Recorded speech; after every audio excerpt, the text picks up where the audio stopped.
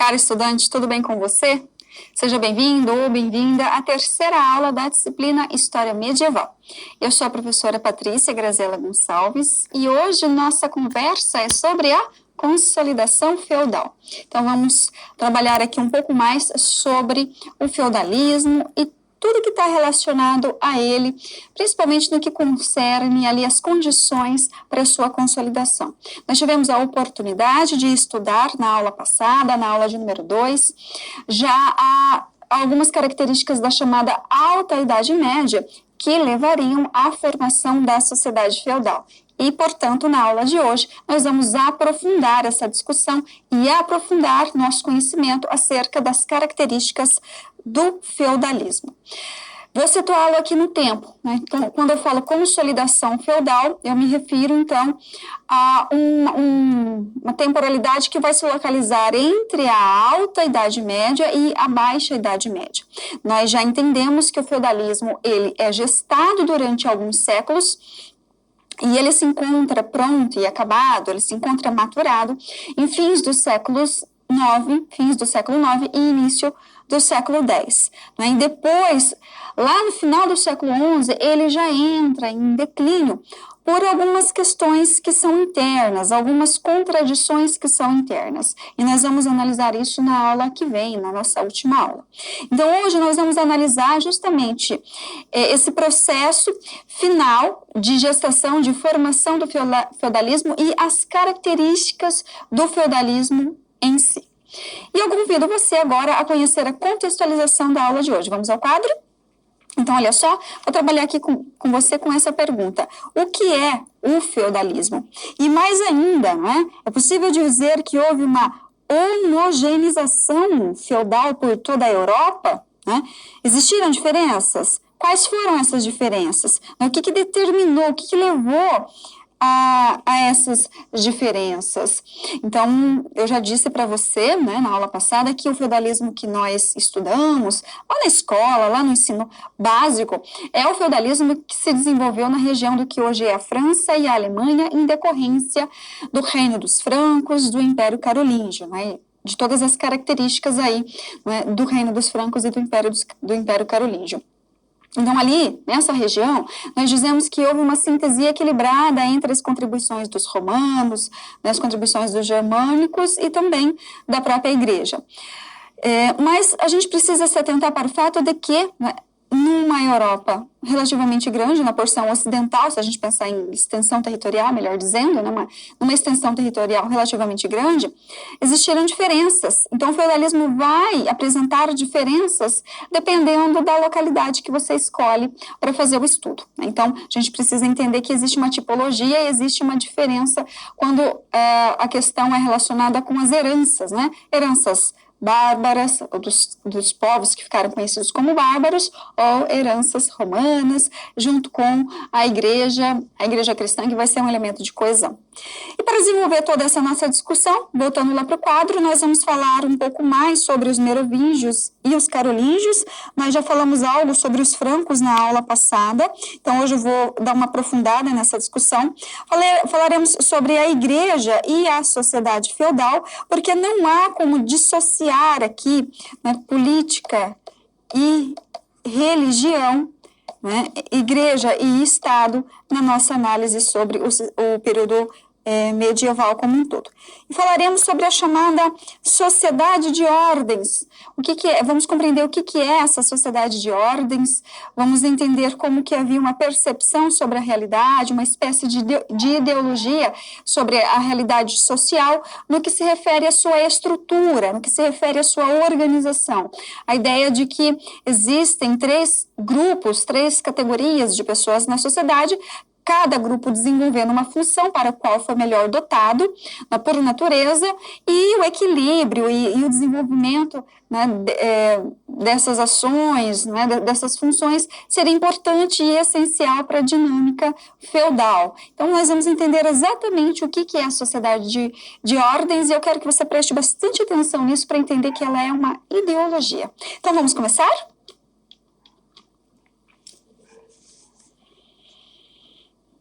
O Império Carolíngio. Quando nós estudamos a ideia de formação de uma Europa, né, a Europa como nós conhecemos hoje, nós verificamos que o Império Carolíngio foi possivelmente a tentativa mais bem-sucedida de constituição de uma Europa unificada, de um grande império, ou melhor, de retomada até mesmo do esplendor do antigo Império Romano na sua porção ocidental, que ruiu no ano de 476, como nós já sabemos. Então, o Império Carolíngio é justamente o que o Le Goff chama de uma Europa abortada, ou, melhor dizendo, de uma das fases, né, dessa Europa abortada, porque, de fato, houve uma tentativa de criação de um todo, de criação de um império com vistas à universalidade, inclusive para retomar o esplendor do antigo Império Romano. Às vezes nós podemos ser levados a crer que os francos, não é, que são aqui os povos que estão em análise, mas outros povos queriam destruir por completo, tinham aversão ao império. E não é bem assim.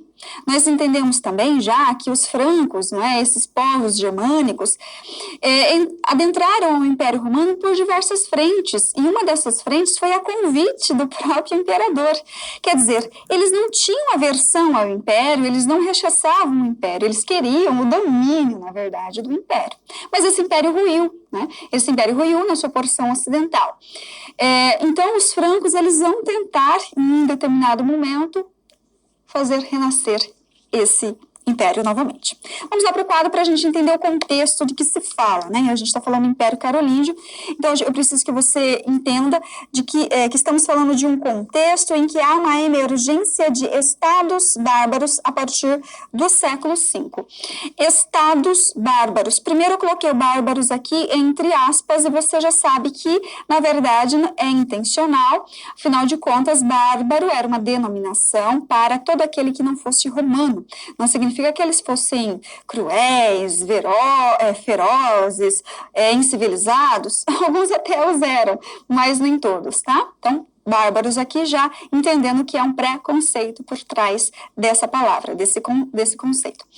Outra coisa importante, estados. Quando eu falo estado bárbaro, né, eu estou me referindo a um tipo de estado. Se a gente olhar para a evolução dos estados ao longo da história, não tome como base o estado moderno, o nosso estado, melhor dizendo, que é um estado contemporâneo, né? A gente fala de um estado de direito, um estado democrático de direito.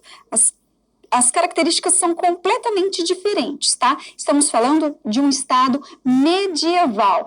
Então, portanto, uma sociedade politicamente organizada, a presença de um rei aqui. Então, nós temos a emergência dos estados bárbaros a partir do século V. Nós temos os francos se destacando. E você já sabe que os francos são povos germânicos diferentes, inclusive, e francos vêm de livres, né? Então, eram povos germânicos diferentes que se organizaram, que em algum momento conseguiram, a partir da figura de um rei, da figura de uma pessoa que vai assumir esse poder político, criar um reino, o reino dos francos, a partir da unificação de territórios, não é? De partes ocupadas do que era chamada de Gália, da antiga Gália. E a Gália nada mais é do que hoje a região da França. Então, se você tiver dúvida, pegue o mapa, dê uma olhada, é a região do que hoje é a França. A partir, portanto, do século V, os francos conseguem unificar a região da Gália e criar um reino bárbaro, um reino que tem características muito diferentes, muito distintas do antigo império. Por quê? Porque estamos falando de uma extensão territorial muito menor e estamos falando também de um reino que vai ser governado por um rei bárbaro, e os povos bárbaros tinham características também muito distintas dos antigos romanos, né? Então, eles tinham uma sociedade que era organizada em clãs, em tribos, a ideia de um poder familiar, um paterfamilias, né, uma sociedade patriarcal, centrada, portanto, na figura do homem que vai comandar um grupo de pessoas, né? Então, essa é uma característica até mesmo dos povos germânicos, tá? Temos aí a formação, portanto, desse reino dos francos. E a gente costuma olhar para o reino dos francos e encontrar ali duas dinastias. A primeira dinastia é a Merovingia, que tem início justamente a partir de Meroveu, que é esse rei que vai, portanto, promover essa unificação aí da Gália e dar início a esse reino. A dinastia Merovingia, ela tem uma duração até o século VIII, quando nós temos uma espécie de golpe em que os carolíngios assumem o poder. Aí inicia-se uma outra dinastia, que é a dinastia carolíngia. Então vamos entender isso melhor olhando lá no quadro. O estado merovingio foi, portanto, o primeiro desses estados bárbaros e foi o resultado também, né, como eu disse, da conquista da região da Gália, do que hoje é justamente o território da França, no ano de 479. E olha que interessante, né? A porção ocidental do Império Romano ruiu no ano de 476, então foi relativamente curto o espaço de tempo entre a queda, não é, do Império Romano na porção ocidental e a constituição desse primeiro Estado bárbaro. Isso aconteceu justamente pelos francos sob a liderança do bárbaro Meroveu. Nós temos aí essa dinastia que é então chamada de Merovingia. E a dinastia merovingia, ela justamente acontece nesse primeiro estado bárbaro que, inclusive, foi cristianizado a partir do momento em que há a conversão de Clovis I. Clovis I, que vai ser importantíssimo na história do Reino dos Francos e depois, obviamente, em decorrência do próprio Império Carolíngio, porque ele se cristianizou, ele foi batizado no ano de 496. E a partir dele, todos os reis francos foram convertidos ao cristianismo. Então, você percebe já aqui uma aliança entre o Estado, né, o Estado que eu vou chamar de reino aqui, para não confundir, o reino dos francos e a própria igreja. Voltando lá para o quadro, mas acontece uma fragmentação política dentro do reino dos francos a partir do momento em que o Clovis I falece. Então, o Clovis I falece no início do século VI, tá?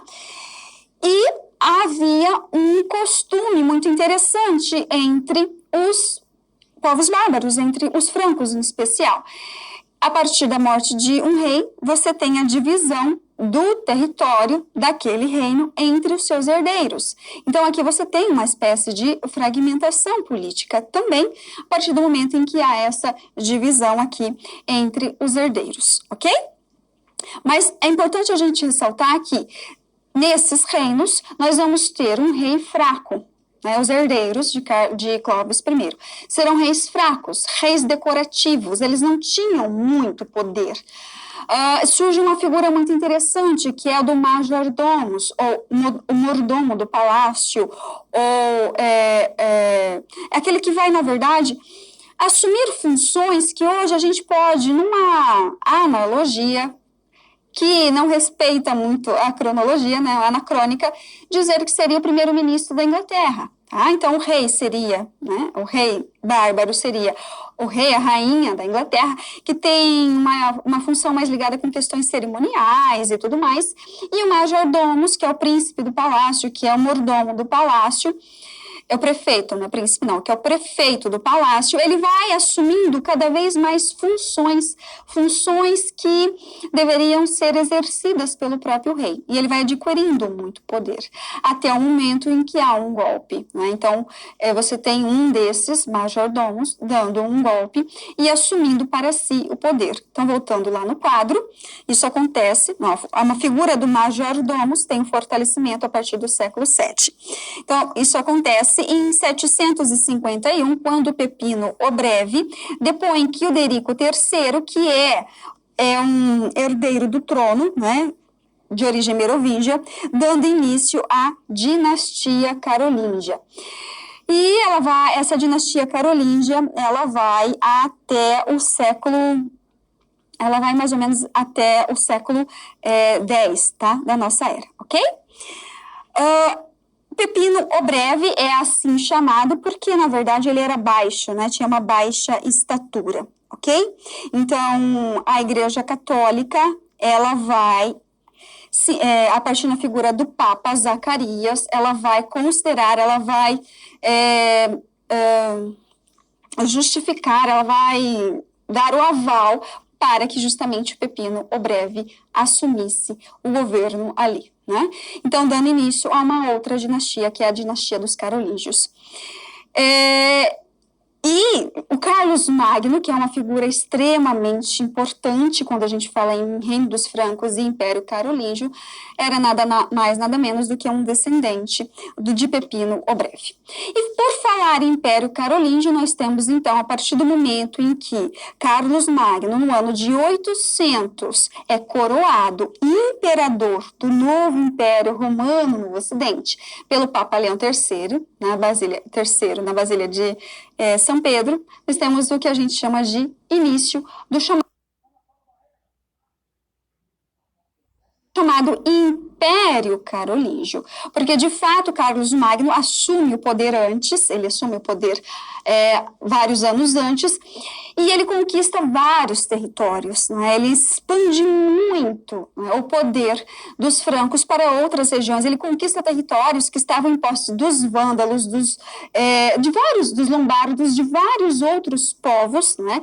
Porque nós sabemos que os francos são apenas um desses povos chamados de bárbaros, vários outros povos bárbaros, então ele vai ampliando consideravelmente o território do próprio império e também ampliando as posses, as terras da própria igreja.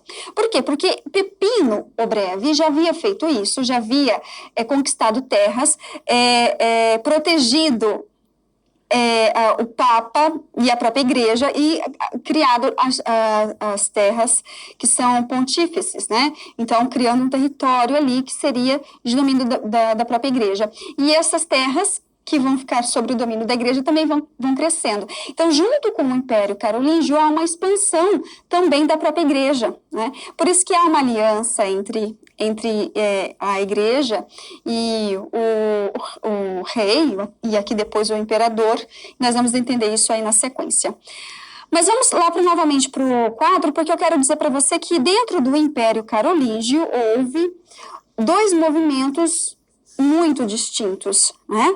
Dois movimentos muito distintos. Então, só para deixar claro para você, entre os anos 800 e 924, nós temos, portanto, século X, a existência do Império Carolíngio, tá? Então, esses dois movimentos distintos, eles são paradoxais, eles conflitam entre si. Primeiro, a tentativa de reconstrução de um novo Império Romano. Segundo, a regionalização econômica e social e a fragmentação política. Por quê? De um lado, você tem essa ideia de construção de um império, não é? De retomada do esplendor do antigo Império Romano. Como eu disse para vocês, né, os francos eles tinham uma admiração pelo antigo Império Romano. E Carlos Magno vai querer justamente recuperar, né, esse esplendor, recuperar o antigo Império Romano.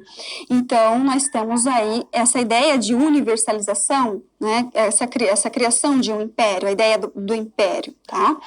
Por outro lado, você tem práticas dentro desse império, práticas que estão ligadas com a questão da administração dos territórios, da própria economia, que contrastam justamente com essa ideia de império e levam à fragmentação. Por que isso aconteceu?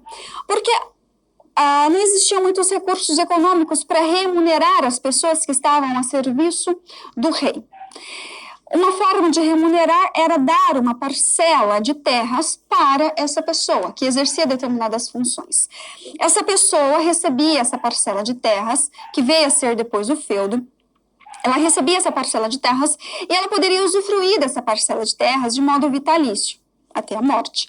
No entanto, com o passar do tempo, com a dificuldade de se recuperar essas terras, elas foram se tornando hereditárias, então não voltou mais elas não voltavam mais para a mão dos reis, para as mãos do rei, né? Então, foram ali se tornando o que veio a ser os feudos.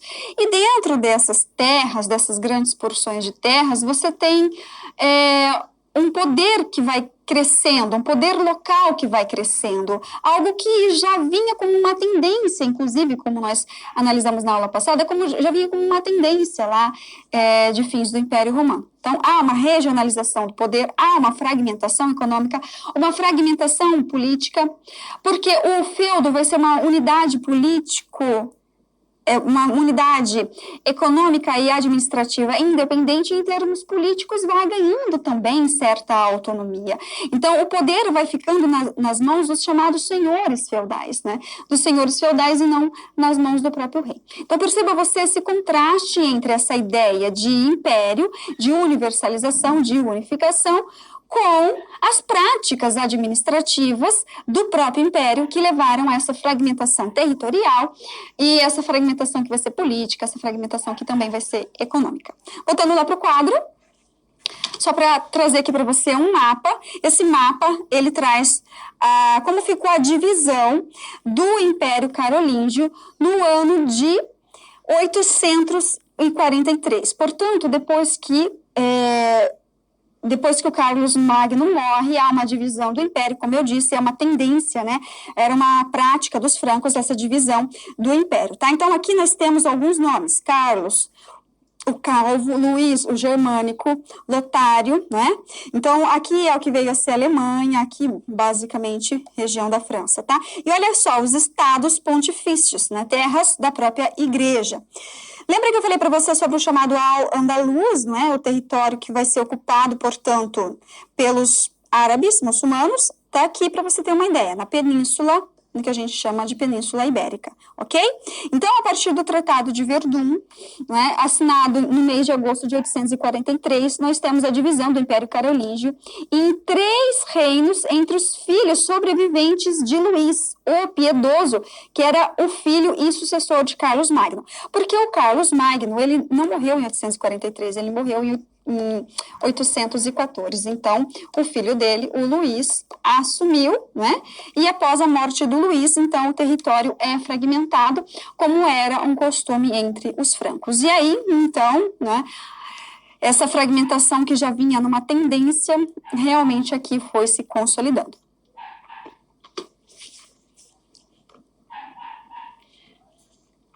A Igreja Católica e o Império Carolíngio. Quero só fazer uma adendo, né, como dizem o pessoal do direito. Eu quero fazer só uma observação aqui. Eu coloquei católica no slide depois que eu me dei conta que, na verdade, o termo católico a gente só utiliza a partir do século XII. Mas você sabe o que é, né? A gente sabe que estamos nos referindo aqui à chamada Igreja Cristã. Mas lembre-se, e faça uma anotação aí no seu material, nós só chamamos a Igreja Cristã de Igreja Católica a partir do século XII, quando há todo um conjunto de reformas internas, reformas visando a uma universalização, e aí sim a igreja passa a ser chamada católica, porque católico é universal, ok? Então, a igreja e o Império Carolíngio. Novamente frisando, não é possível você fazer uma análise da sociedade no período medieval, dos reinos, do Império Carolíngio, sem olhar para a relação estabelecida com a Igreja Católica, com a igreja que vai ser chamada de católica. Então, a igreja, ela vai ter um poder muito grande, ela desenvolveu um poder muito grande ao longo dos séculos. Você se lembra, você se recorda que nós já falamos sobre o surgimento e o fortalecimento e a consolidação da igreja, passando pelo período do Império Romano, crise do Império Romano e adentrando já na Alta Idade Média. Então, a igreja surge como uma instituição social a partir de uma religião que é o cristianismo, e a igreja vai ganhando mais poder, ganhando mais força, porque ela assume aquele vazio de poder deixado pelo antigo Império Romano na sua porção ocidental, quando ruiu em 476. Então, a igreja assume aquele lugar, né, aquele lugar vazio, e se organiza de modo semelhante, hierarquizado, inclusive, ao antigo Império Romano na sua porção ocidental. Então, voltando lá para o quadro, vamos falar sobre a institucionalização da igreja. A igreja torna-se uma instituição e ela vai ser chamada de, inclusive, Senhora feudal, como você já sabe.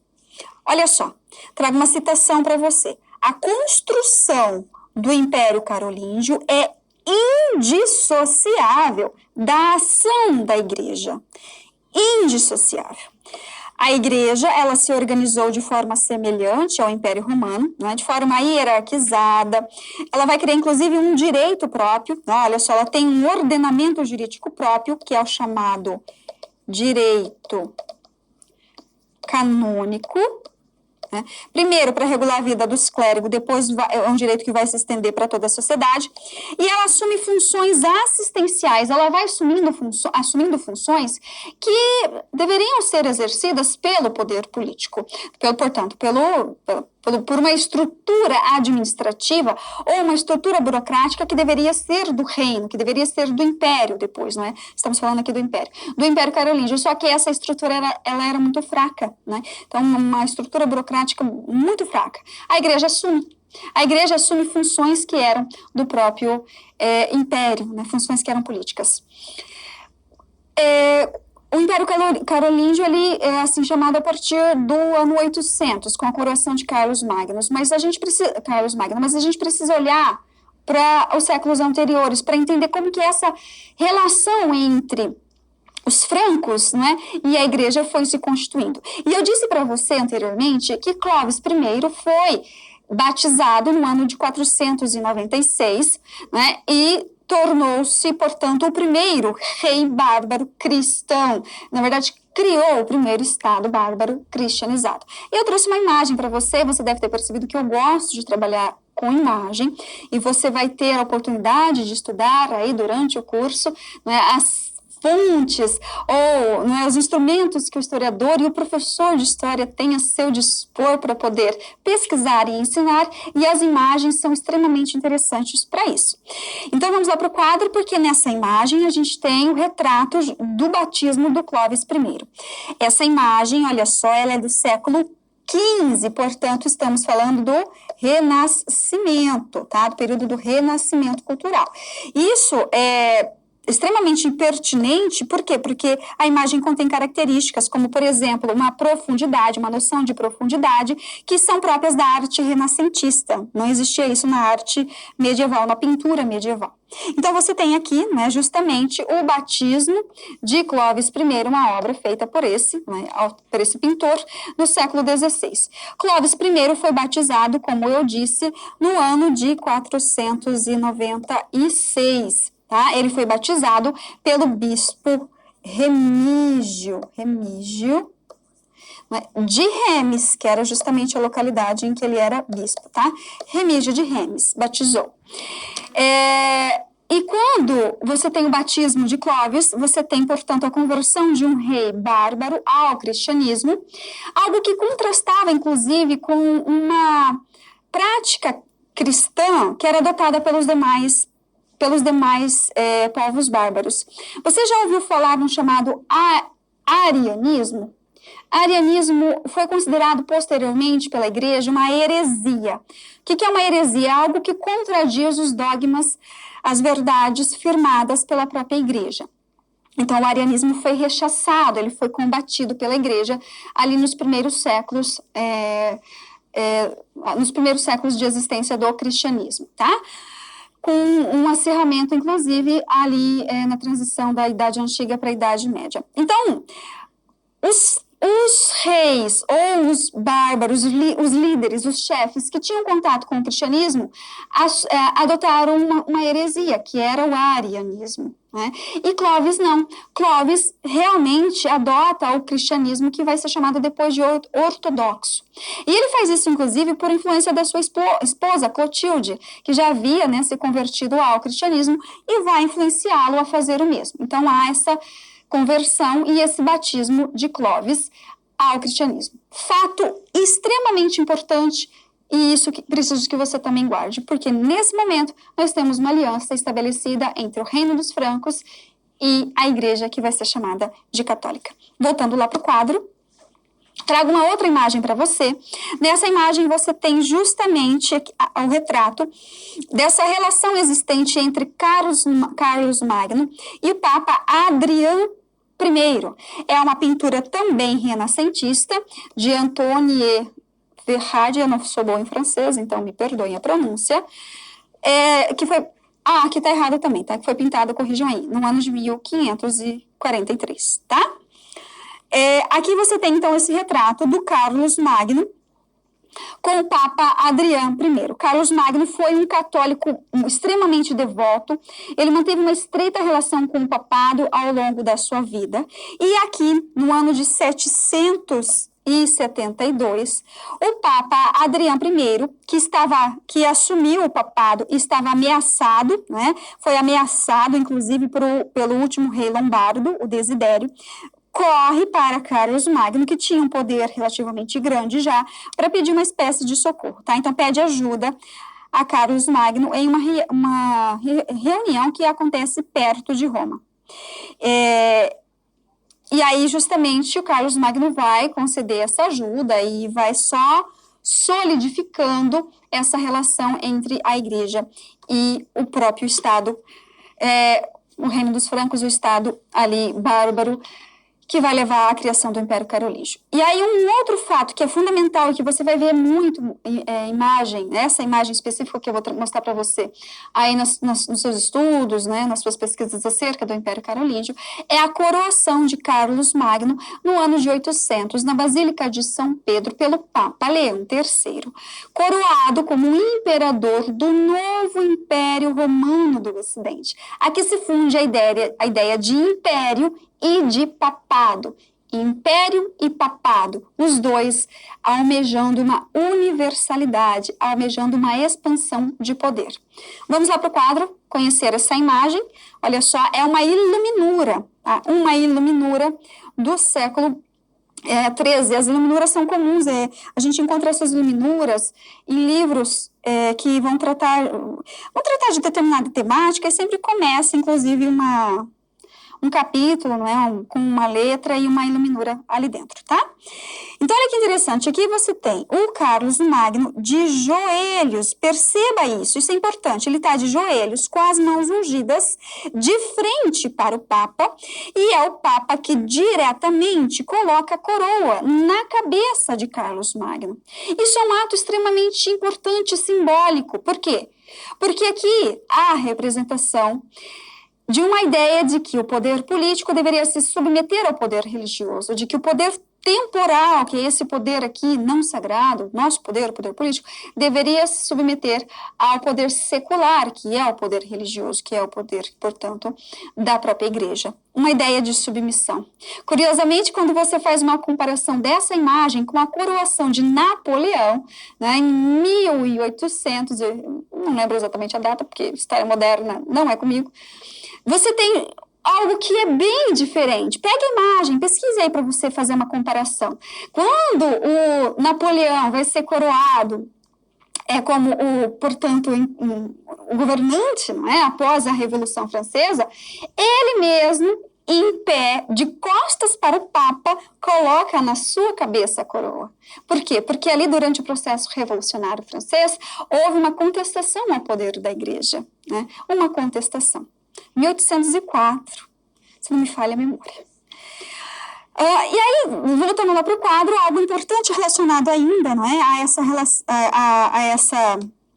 Relacionado com a relação fica redundante, né? Mas enfim, entre a Igreja e o Império Carolíngio, temos aqui o chamado Renascimento Carolíngio. Então, o que é o Renascimento Carolíngio? Aquele momento em que, dentro do Império Carolíngio, vai se promover uma mudança que é cultural, tá? E ela é obra da Igreja, essa mudança, essa reforma cultural, ela é obra da Igreja. Por quê? Porque a Igreja transformou-se no centro medieval da cultura, e a religião cada vez adquiria mais importância. Portanto, não há como a gente fazer uma análise, não é, do Renascimento Carolíngio sem olhar novamente para a atuação da Igreja, tá? Então, essa difusão cultural que caracteriza, portanto, não é, o chamado Renascimento Carolíngio, é obra da Igreja Católica. Houve uma imposição do ideal romano de disciplina e da organização sobre o individualismo, que era germânico, e isso teve como resultado uma severa hierarquia religiosa, uma padronização de todas as igrejas privadas e, inclusive, a difusão de escolas religiosas, culminando, portanto, no Renascimento Carolíngio. O Renascimento Carolíngio, ele é datado de fins do século VIII e século IX, quando, portanto, o Carlos Magno assume, foi marcado pela renovação da cultura escrita, pela consagração do latim como uma língua oficial, pela uniformização da caligrafia, pelo surgimento da escrita carolíngia, que era a minúscula redonda, pela difusão literária, pelas cópias de textos antigos e pelo desenvolvimento da arquitetura. Inclusive, não é, uma arquitetura bastante interessante, porque você vai criar lá as famosas catedrais góticas com medidas que eram bíblicas. Então, há ali uma difusão cultural e, com isso, também há uma preservação de obras que advinham da antiguidade, obras que eram clássicas, né, greco-romanas. E essas obras, elas vão ficar, inclusive, nas mãos dos monges, dentro dos monastérios. Os monges, eles tinham o monopólio da escrita durante o período medieval. Inclusive, as escolas medievais, elas vão ser comandadas por um escolástico, que é um clérigo, né? Daí o nome